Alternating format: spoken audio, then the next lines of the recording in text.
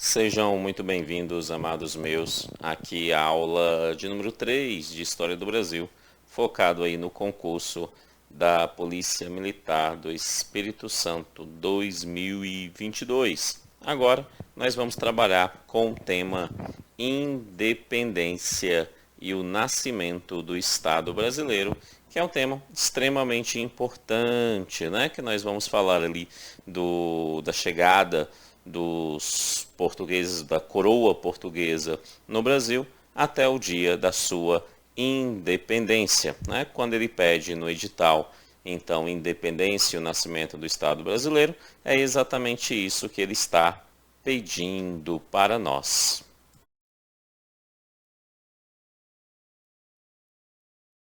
Então, vamos entender essa história. Para a gente visualizar bem isso, é necessário a gente perceber que existe dois polos de história acontecendo ao mesmo tempo. Um polo, que é o Brasil, que é o que nos interessa, e um polo, que é a Europa, que é o polo aonde gera as consequências para ter a independência no Brasil. Então, ao mesmo tempo que a gente está vendo no Brasil, a gente está vendo na Europa, beleza? Esse período. Óbvio que o nosso foco é no Brasil. Mas vamos iniciar com a Europa, né?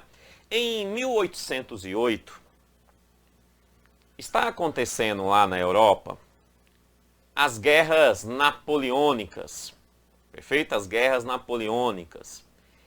Nessas guerras napoleônicas, leva o rei de Portugal, Dom João VI, a fugir para o Brasil, apoiado pela Inglaterra.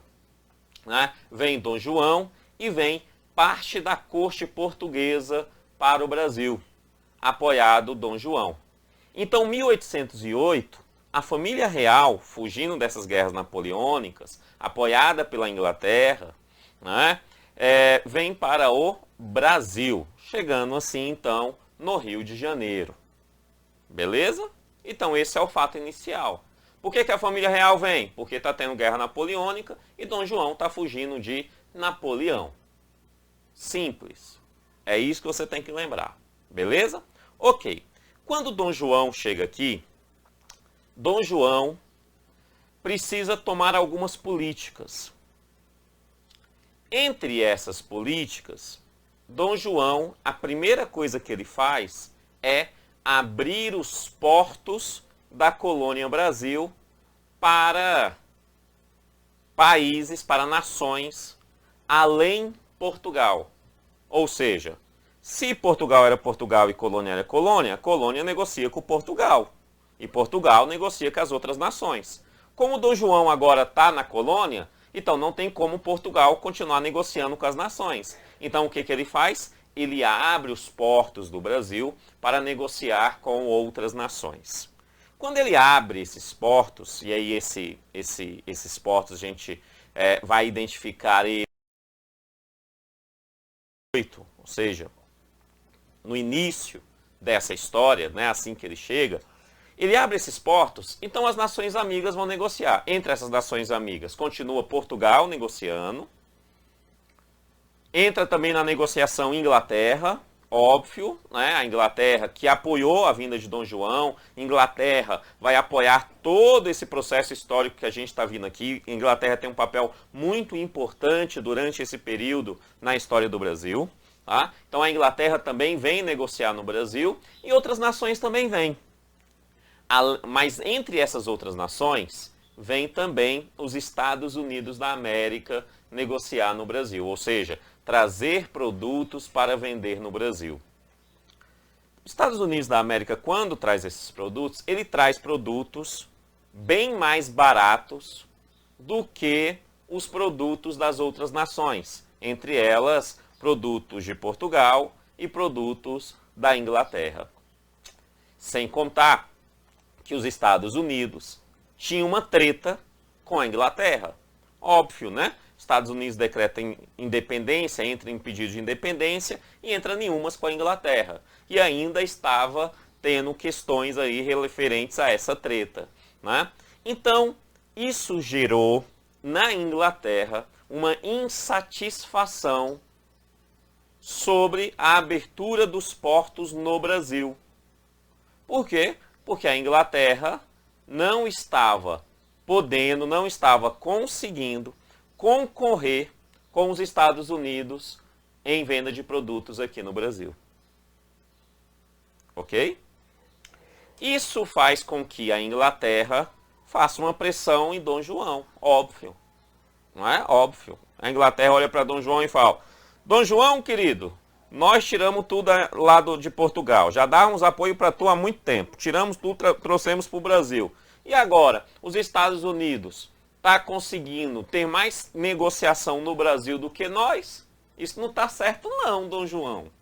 Dom João fala assim para a Inglaterra: pode deixar que eu vou resolver isso. Então, Dom João, o que ele faz é assinar o Tratado de Navegação e Comércio em 1810. Perceba que a abertura dos portos aconteceu em 1808, assim que ele chega. Acontece esse comércio, essa treta toda, e em 1810, Dom João vai fazer o Tratado da Navegação dos Comércios no Brasil, basicamente para dar apoio ao desenvolvimento da negociação inglesa no Brasil, porque eles eram parceiros de longas datas. Beleza isso? Nesse tratado, gera algumas características. Primeira característica, taxa alfandegária diferenciada para os países. A Inglaterra, quando trouxesse produtos para o Brasil, ia pagar uma taxa alfandegária para o Brasil, para a coroa portuguesa que estava no Brasil. Essa taxa alfandegária era de 15%. A Inglaterra pagaria 15%. Beleza?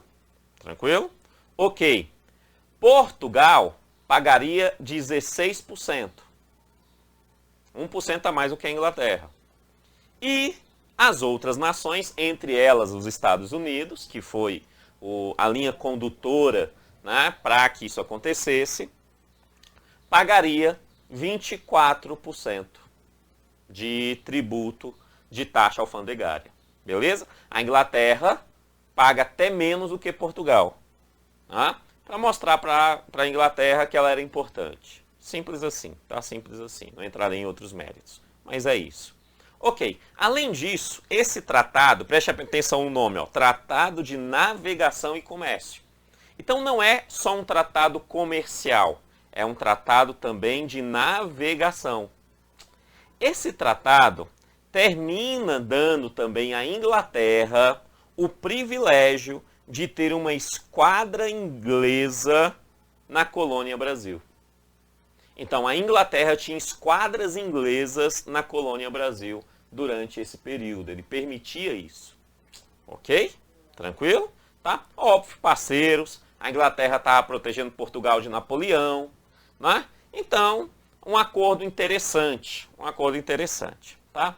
Dentro dessa estrutura, aí os ingleses começam a ter uma outra reclamação.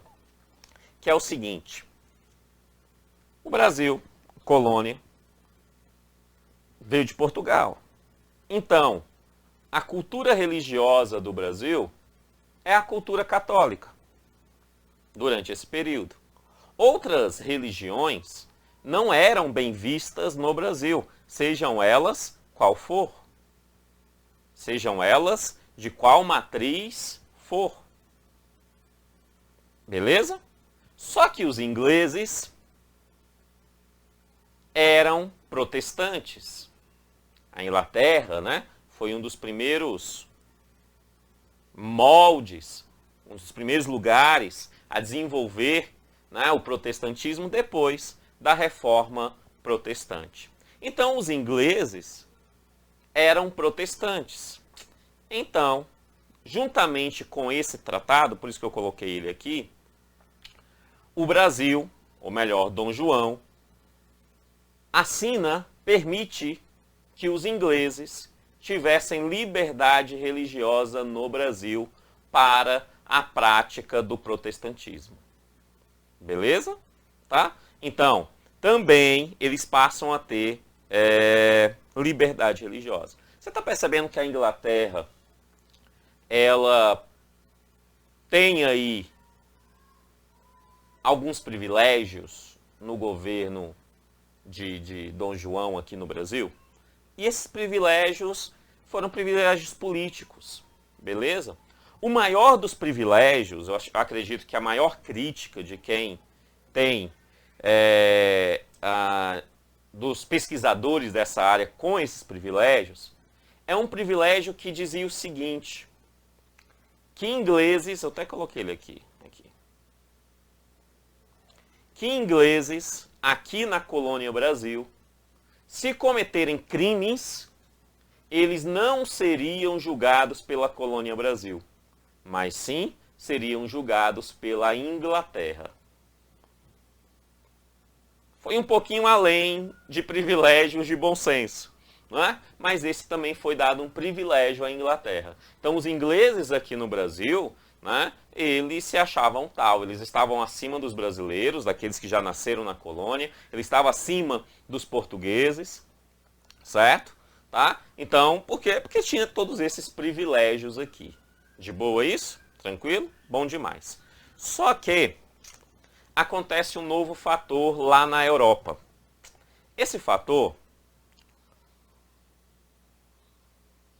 é que Napoleão perde a guerra. Napoleão é derrotado. Isso vai acontecer ali entre 1813 e 1815, né? Desde a derrota lá para os russos, né? Até mesmo a sua batalha final. Beleza? Então, mas o que você tem que entender é, Dom João veio para cá fugindo de Napoleão. Napoleão veio para cá fugindo de Napoleão com apoio da Inglaterra. Napoleão perde na Europa. Uai, então não há, pelo menos teoricamente, motivos para Dom João permanecer no Brasil. Beleza? Tá? E isso vai ser costurado com o fim com a derrota de Napoleão. Por quê? Porque as nações europeias, depois da derrota de Napoleão, eles fazem um congresso. Não é um congresso de um único dia, não. São várias ações nesse congresso. Esse congresso aconteceu entre 1814 e 1815, ou seja, com a derrota de Napoleão, faz o congresso para rever como que vai ficar a Europa pós-Napoleão, beleza? Então, esse congresso vai acontecer em Viena, por isso, Congresso de Viena. Nesse congresso se tomam algumas decisões. Primeira decisão que as nações europeias entram em acordo, que todas as terras tomadas por Napoleão e os reis depostos por Napoleão voltavam a existir. Ou seja, a terra, no que nos interessa, a partir desse Congresso de Viena, né, Portugal volta a ser de responsabilidade direta de Dom João. Ok?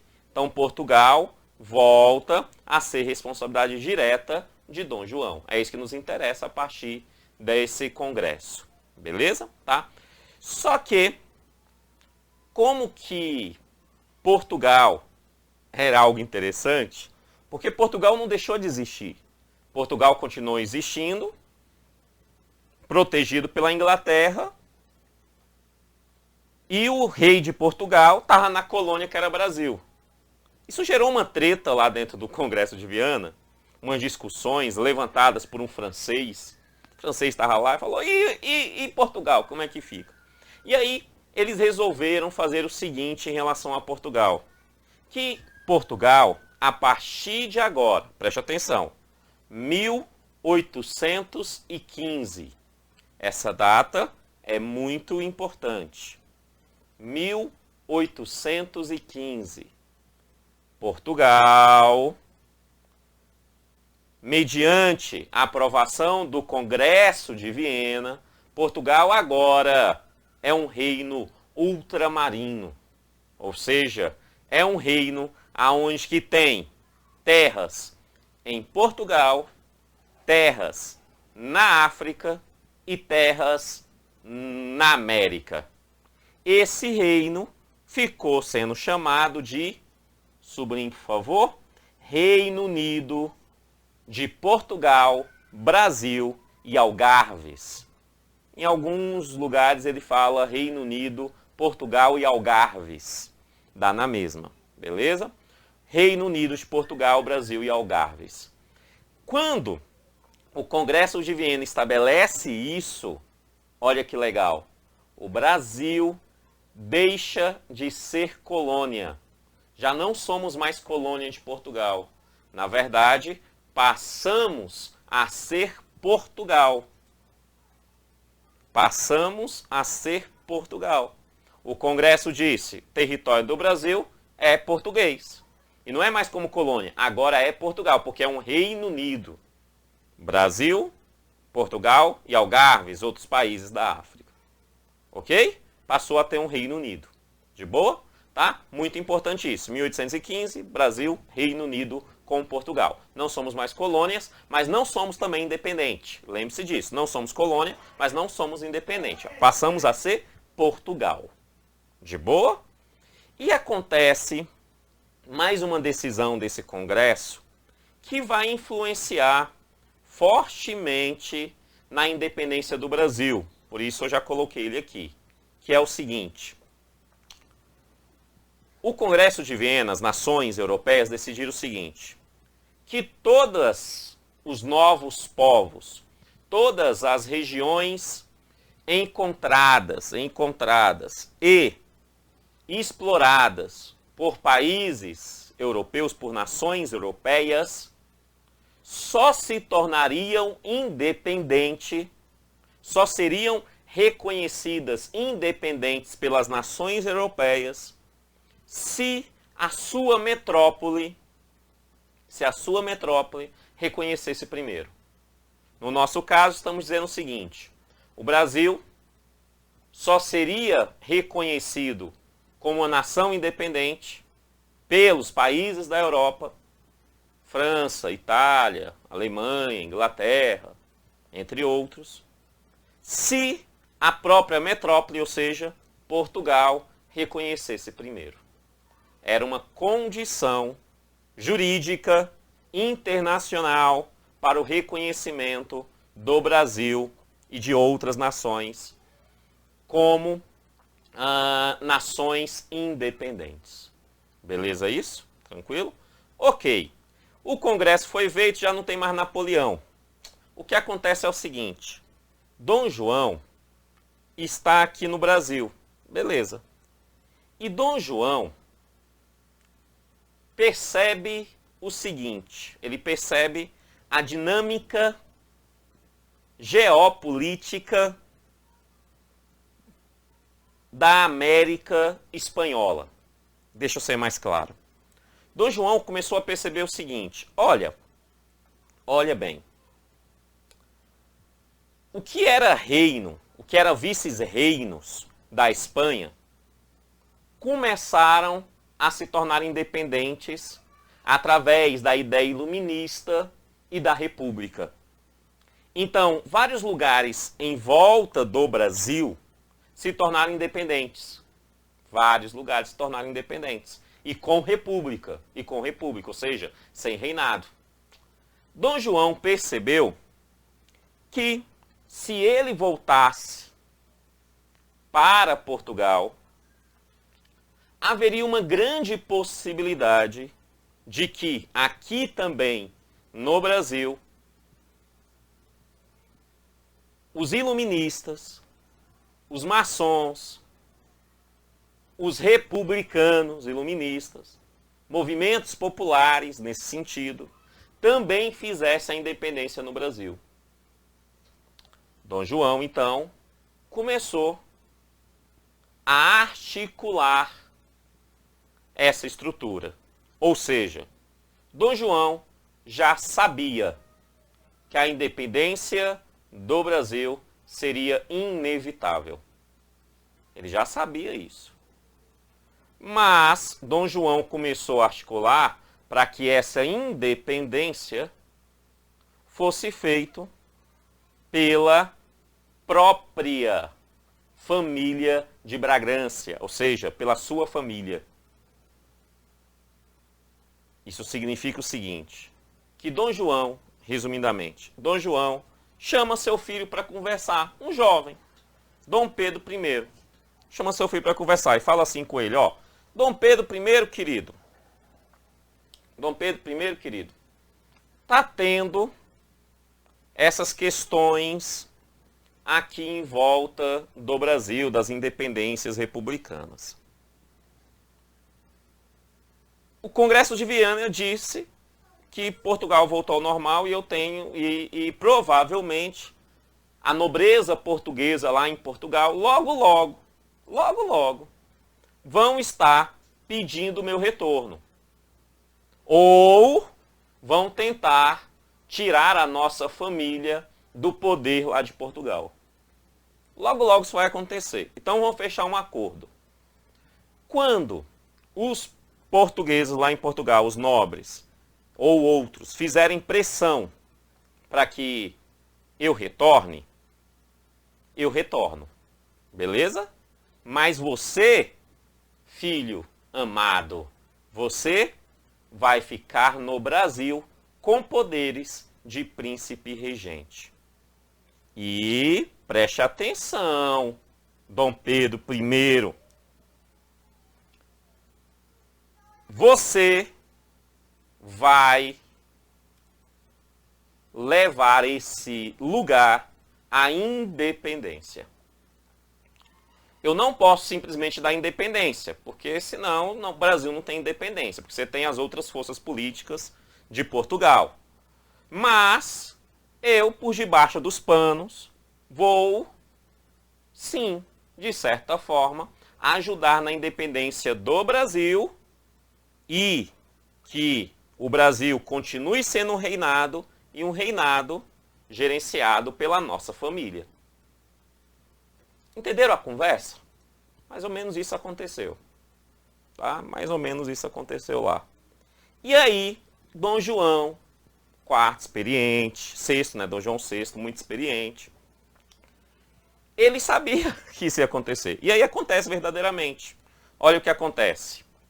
Entre os anos de 1820 e 1821, o Congresso de Viena já tinha acontecido, Napoleão já estava fora, Brasil, Portugal e Algarves já eram um Reino Unido, né? Acontece lá em Portugal a famosa Revolução dos Portos.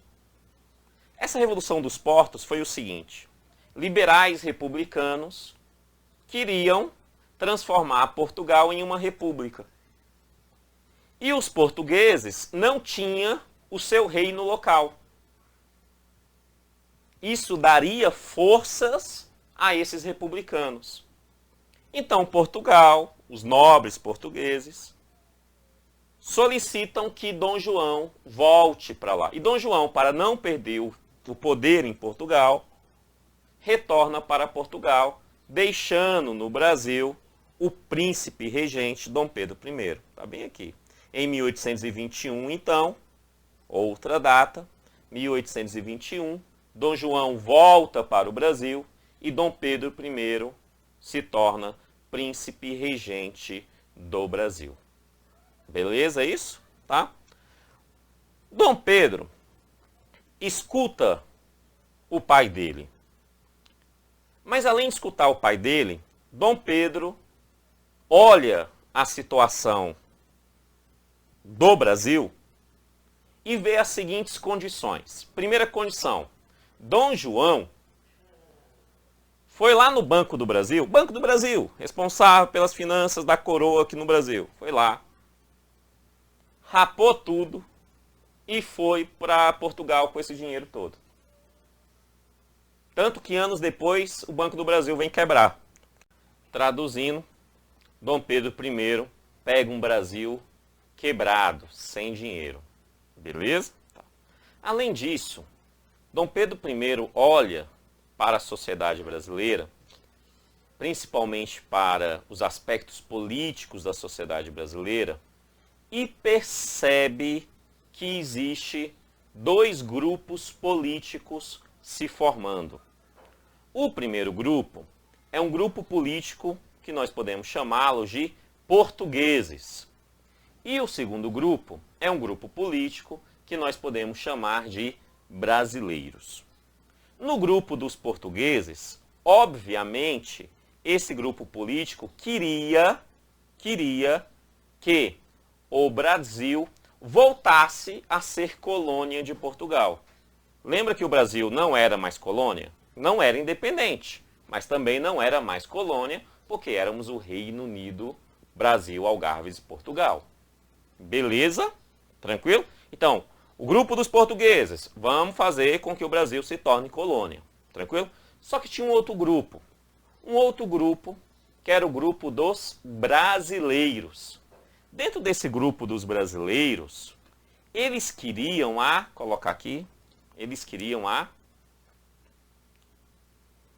independência do Brasil. Os brasileiros queriam a independência. Os portugueses voltassem a ser colônia. Beleza? Brasileiro, independência. Esse grupo político dos brasileiros se subdividia em dois grupos. O primeiro grupo queria sim uma independência, mas queria uma independência centralizadora, fundamentado em Dom Pedro I. Ou seja, queria uma independência, mas que Dom Pedro I se tornasse o rei, o imperador, o rei do Brasil. Ok? Esse grupo político tem, entre os seus representantes, né, toda a família Bonifácio. Mais especificamente, José de Bonifácio, que era um articulador político fantástico. José de Bonifácio. Inclusive, José de Bonifácio passa, então, a ser, de certa forma, uma espécie de consultor, né, do Dom Pedro I. Beleza? Tá? Então, queria essa independência. Um outro grupo entre os brasileiros também queria independência, mas queria independência a qualquer custo. Inclusive, se para isso fosse necessário o Brasil virar uma república, assim seria. Beleza? Então tinha um outro grupo de brasileiros que falava, queremos independência. Não me interessa como. Precisamos da independência. Não me interessa como. E o Brasil, né, mesmo que o Brasil se torne uma república. Beleza? Existem dois nomes dentre elas, né? No caso, então, da independência centralizadora, José Bonifácio. E no caso da independência, mesmo virando república, Cipriano Barata. Tá? Cipriano Barata. Obviamente, José Bonifácio passa a ter uma importância maior, então, nessa história, juntamente com Dom Pedro I. Beleza? De boa? Tranquilo? Ok.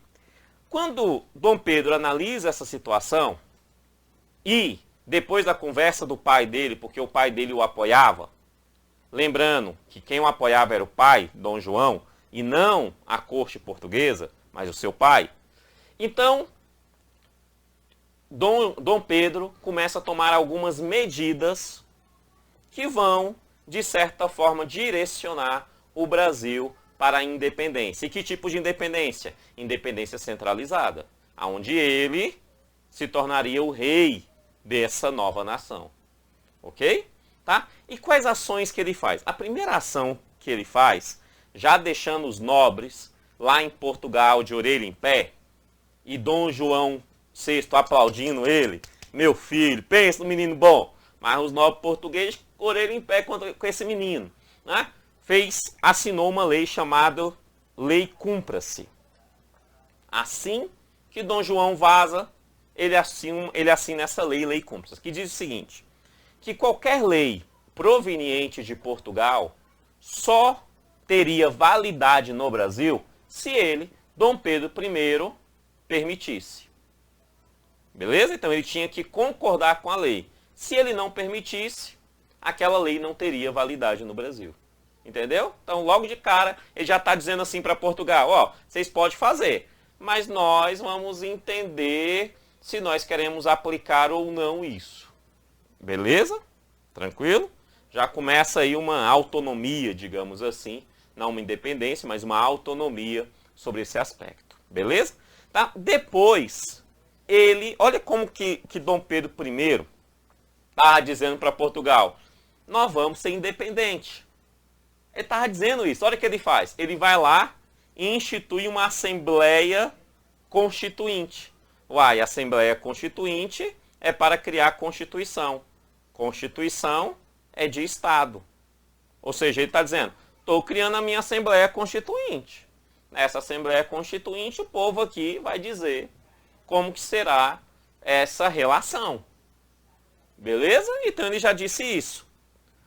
Com essas duas ações de Dom Pedro I, os nobres portugueses, né, fazendo pressão ao pai dele, que tinha pressão política sobre isso, falaram assim para esse menino, Dom Pedro I, tá bom de brincar de ser príncipe regente. Tá na hora de você voltar para Portugal, porque você está perdendo os poderes de príncipe regente aí no Brasil. Beleza? Isso vai acontecer em 1822, um ano depois que Dom João vaza. Então, em 1822, ele recebe isso lá de Portugal. E aí, ele olha essa ordem, segundo os historiadores românticos, ele vai em público e grita, se é para o bem do povo e felicidade da nação, diga ao povo que eu fico. Então ele fala para o povo de Portugal que ele fica. Basicamente é isso que aconteceu. A parte romântica não necessariamente é verdadeira, mas ele disse, eu fico. Isso ficou conhecido como o Dia do Fico. O Dia do Fico. Não é independência ainda. Não é? Continuamos Reino Unido. Mas Dom Pedro desconsiderou uma ordem direta de Portugal. Beleza? Ah, tranquilo? Certo? E aí o que vai acontecer é o seguinte. Quando Dom Pedro faz isso, eu fico, Dom Pedro sabe que terá represárias. Ele sabe. Então, Dom Pedro, e aí é isso que separa, preste atenção, é isso que separa os meninos dos homens, as meninas das mulheres. Nesse caso, como era Dom Pedro, os meninos dos homens. Dom Pedro toma pela primeira vez, ao meu ver, uma medida de estadista, uma ação de estadista. Dom Pedro sobe em cima de uma mula, os românticos falam cavalo, mas uma mula, um burrinho, uma mula, sobe em cima dela e vai atrás de apoio político para a independência do Brasil no interior do país. Então Dom Pedro, com uma pequena quantidade de pessoas, adentram o Brasil. Adentram. Entre esses lugares, Dom Pedro vai lá no ninho da serpente. Isso mesmo. Dom Pedro vai em Minas Gerais. Ninho da serpente é... Porque Minas Gerais, desde o período da Inconfidência Mineira, tinha, de certa forma, uma grande influência iluminista. Beleza? Uma grande influência iluminista.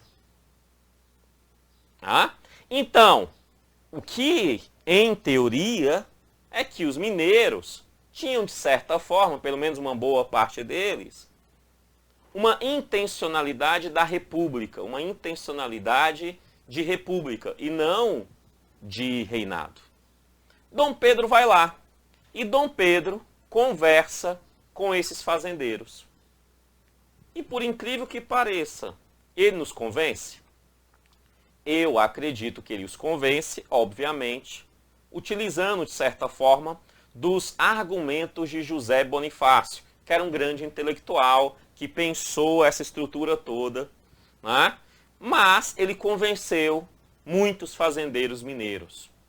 E ele continuou adentrando o Brasil, foi para São Paulo, tal, bateu em Santos, foi ver lá alguns barquinhos que nós tínhamos, falaram para ele que eram uns navios, né, 4 navios, ele chegou lá, viu que não era isso tudo, né? E na volta, lá em Santos, isso, no Porto de Santos, e aí na volta ele para descansar. Beleza? E aí, às margens do rio Ipiranga, em São Paulo, dia 7 de setembro de 1822, Dom Pedro está lá, descansando com os seus, e aí chega um moleque, chega um menino. E esse menino traz para Dom Pedro 3 cartas. Essa é a narração de um padre que acompanhava Dom Pedro, beleza? Essa narração, ela cai em prova, por isso que eu estou tratando ela. E eu gosto dessa narração também, mas ela cai em prova. É essa narração que cai em prova. Então esse menino traz aí 3 cartas. A primeira carta vem de Portugal. E Portugal disse o seguinte nessa carta, olha bem. Estamos determinando a sua volta. Inclusive, nós vamos trocar a guarda do Brasil, ou seja, os soldados portugueses que estão no Brasil fiel a você, vão voltar para Portugal junto com você, e soldados portugueses fiel a nós, Portugal, vão aí para o Brasil. Essa era a carta. Era uma intimação para que ele parasse de brincar com Portugal. Recebeu uma segunda carta. Esse moleque entregou uma segunda carta. Essa segunda carta era de José Bonifácio. José Bonifácio disse assim para ele, a única coisa que Portugal quer do Brasil é explorar e escravizar. É só isso que ele quer. Então, Dom Pedro I, essa é a hora da independência. E ainda, Dom Pedro I recebe uma terceira carta de sua esposa, Dona Leopoldina, esposa. Era a esposa oficial. Ele tinha amante, mas essa é a esposa oficial dele. E Dona Leopoldina diz assim, tô com você. Tô com você. O que você decidir, eu tô com você. Beleza? Quando ele recebe isso, depois de descer uma lágrima pelo olho direito, ele sobe em seu cavalo branco, às margens do rio Ipiranga, puxa a espada, juntamente com todos aqueles que estavam em volta, e grita, independência ou morte. Pelo menos é assim que o padre narra.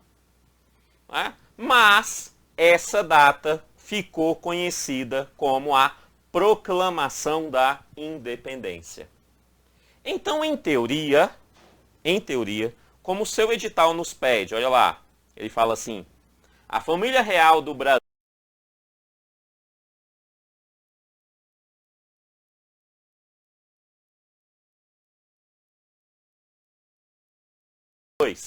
a história deveria parar aqui. Porque essa é a última grande ação da família real no Brasil. Dom Pedro I se torna rei do Brasil ao declarar independência de Portugal. Beleza? Tranquilo? Porém, como eu disse, o examinador sabe que a história não para aqui, então ele vai continuar pelo menos até 1825. Por quê? Porque quando ele declara independência, não é um mar de flores. Ele decreta independência, e aí? E aí, muita gente que não queria independência vai para cima de Dom Pedro I.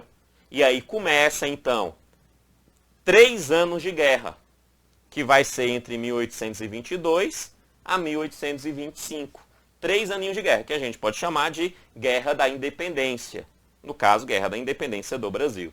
Né? A Guerra da Independência. Nessa guerra, Dom Pedro estava quebrado. Lembra que o pai dele levou a grana? Dom Pedro estava quebrado. Então, Dom Pedro novamente consegue apoio financeiro e estratégico da Inglaterra, né, para combater essa guerra. E essa guerra tem batalhas em vários pontos do Brasil, beleza? Vários pontos. Para combater esses pontos, vou resumir aqui rapidamente uns pontinhos. Ele providenciou compra de armas e navios. Tanto que tem uma batalha muito importante, que é a Batalha de 4 de maio de 1823 contra os portugueses né, às margens do Brasil, certo? Batalha altamente importante, uma estratégia brilhante da fragata brasileira contra os portugueses, inclusive, tá? Esse navio com dinheiro óbvio inglês, né? Recrutou as tropas nacionais, aquelas que eram a seu favor, porque tinha muita tropa que era contra ele, né? Estava do lado de Portugal, então recrutou aquelas a seu favor, né? Contratou estrangeiros, muito importantes essa contratação. Esses estrangeiros eram mercenários, né? Contratou, é mercenário, o cara vai lá só porque está recebendo, né? Mercenários, esses mercenários eram ingleses, só que ele fez um contrato bem interessante. A história diz o seguinte, alguns historiadores dizem o seguinte, que ele chegou nesse mercenário e falou, ó, vai lá, vou pagar, mas só vou pagar depois que a independência estiver certa. Depois que a gente se tornar nação de fato. E os mercenários caíram nessa e foram, né?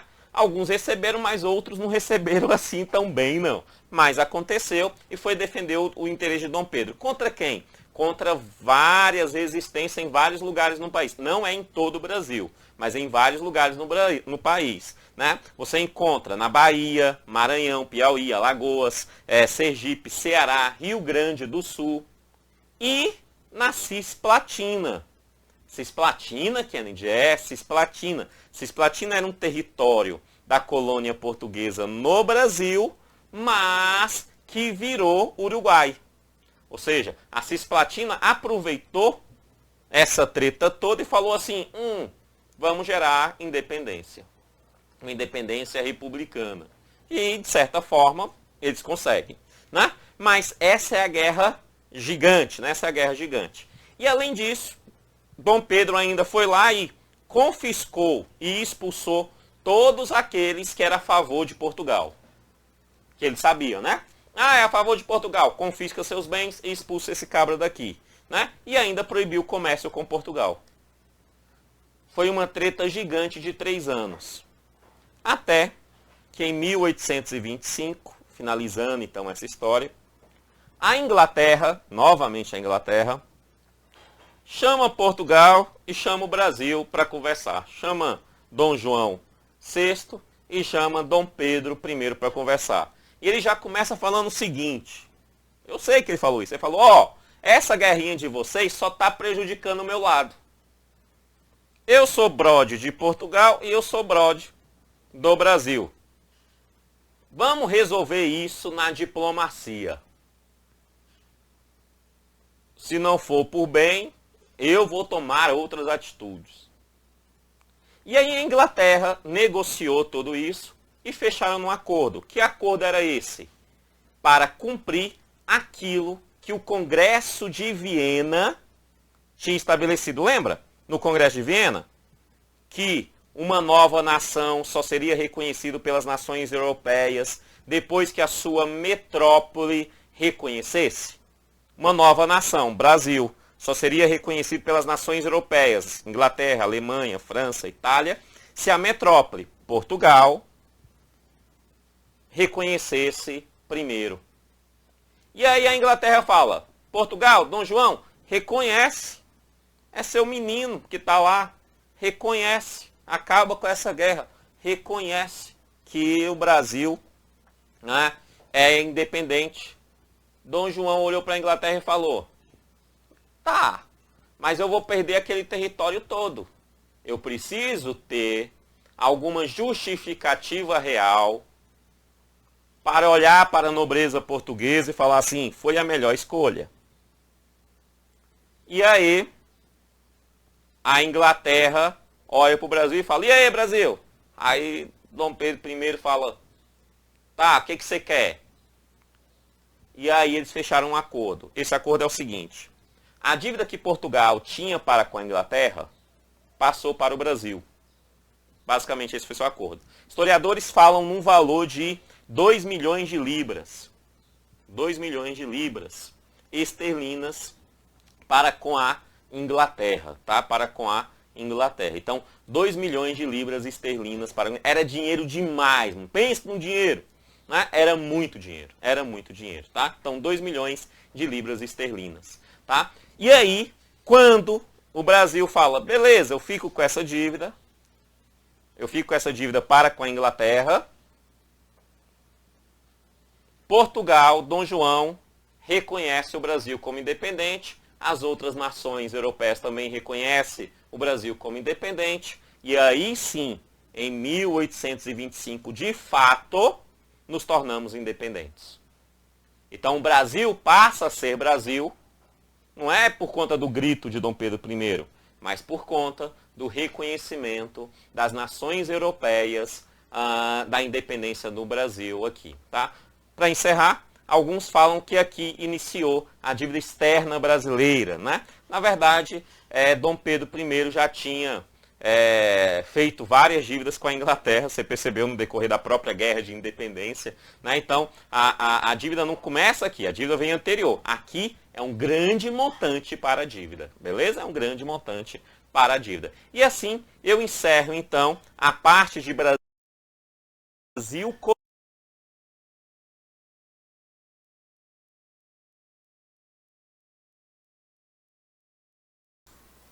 focado no concurso público da Polícia Militar do Espírito Santo 2022.